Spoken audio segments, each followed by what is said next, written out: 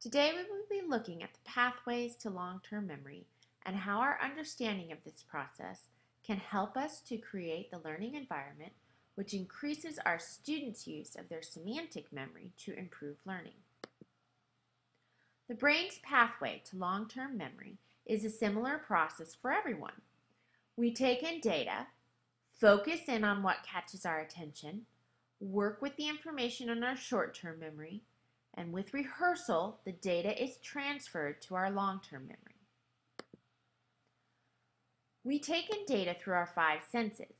It is amazing how much information our brain takes in. We sense millions of things in a day, but most of them go unnoticed because the duration of our sensory memory is less than a second. The information in sensory memory is collected unconsciously.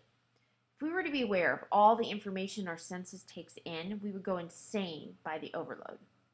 Of all the senses we use, the two strongest for most people are smell and hearing. Smell is strong because the processes in the brain are so close together, so a great deal of information is processed in a very short amount of time. Hearing because our brain has to interpret language before it decides to keep the information or let it degrade. However, most of us still rely mostly on our visual senses. It is the decision of giving information attention that changes the process from an unconscious to the conscious. Our conscious mind decides what is important to us and gives that data priority. Then it moves to short-term memory. When we give attention to information, it moves into our short-term memory or our working memory. What pops out at us is usually unique or remarkable. It's unusual and surprising, and the things that we do not expect that strike us as odd. This originates from the time in our evolution when we needed to make a flight or fight judgment about our surroundings. We also recognize the patterns we have worked with in the past, drawing on our prior knowledge. In addition, we scrutinize the information we connect with emotionally, as well as the information we need to tackle to figure out what we're working on. When the information moves to our short-term memory or our working memory, this is a temporary stop in the process, but it's crucial. It can only hold a small amount of information for a short period of time, so if we don't work with it right away, it is lost. It can be lost in less than 20 seconds without rehearsal. With elaboration, to gain more meaning, we can work with small chunks of information at a time. It is at this stage where most of our students lose information that we give them in a lesson. Rehearsal is the key to long-term memory, especially for semantic and procedural memory, two types of long-term memory. To move the information into short-term memory, from short-term memory into long-term memory, there needs to be rehearsal, which includes explanation of the data to give it more meaning.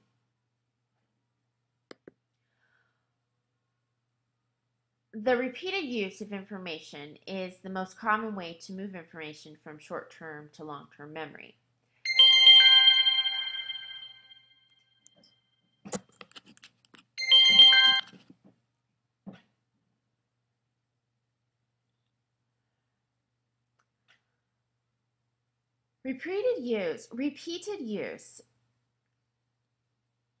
Repeated use of information is the most common way to move information from short-term into long-term memory. This is a tried and true method of transfer, but it becomes even more powerful when the information is connected to prior knowledge and emotion, and then we can create several links using many parts of our brain as possible. The more ways the data is used, the more likely it will be transported into your long-term memory. With the right amount and type of rehearsal, data is transferred into long-term memory. Once the information is transferred, it will remain in the unlimited long-term memory. Information can be lost due to lack of use for an extended time period, sickness, or brain damage. However, usually the information is stored permanently. Two parts of long-term memory that we'll be working with closely is in declarative memory, and that's the semantic memory we're talking about today, and episodic memory.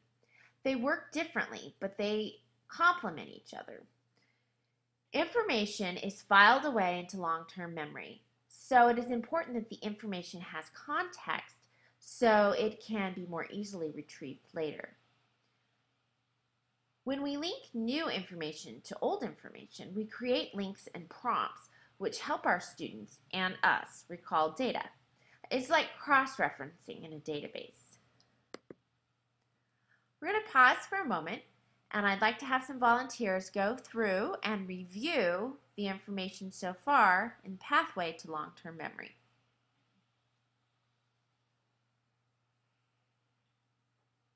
Okay, thank you. We will look at episodic memory tomorrow and see how it connects to semantic memory. So let's look at semantic memory now. This type of memory includes most of what we teach our students, facts and figures. Once the information passes through the pathways to long-term memory, it is filed away using links and prompts and used in rehearsal, that were used in rehearsal to remember the information. Later, those same links and prompts are used to trigger and recall information. Semantic memory is the last type of memory developed in our evolution. It is the memory of language, facts, and figures.